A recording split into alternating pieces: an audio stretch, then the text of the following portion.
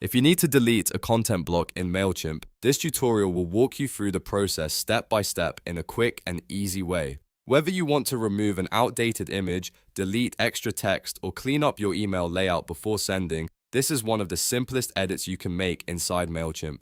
And if this video helps, please hit the like button and subscribe for more easy software tutorials just like this. Alright, let's jump right in. First, go to Mailchimp and sign into your account. Once you're inside the dashboard, look for the campaign section and click on it. This is where all of your email campaigns are stored, so it's the place you need to start when you want to edit an existing email. Next, find the campaign that contains the content block you want to remove. When you see the campaign, click Edit next to the email you want to change. This will open up the campaign settings and bring you one step closer to the design editor. From there, click Edit Design. Mailchimp will now open the email builder where you can change the layout, update content, and remove any block you no longer need. If you've never used the editor before, don't worry. The layout is pretty straightforward once you know where to click. Now scroll through the email and select the content block you want to delete. When the block is highlighted, Mailchimp will show you the editing options for that section. This is important because you need to make sure you have the correct block selected before removing it.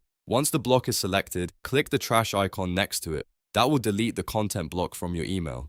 If you're removing a text section, image, button, or any other type of block, the process is the same. Just select it first, then use the delete option to remove it cleanly. After the block is deleted, take a quick look at your email layout to make sure everything still looks right.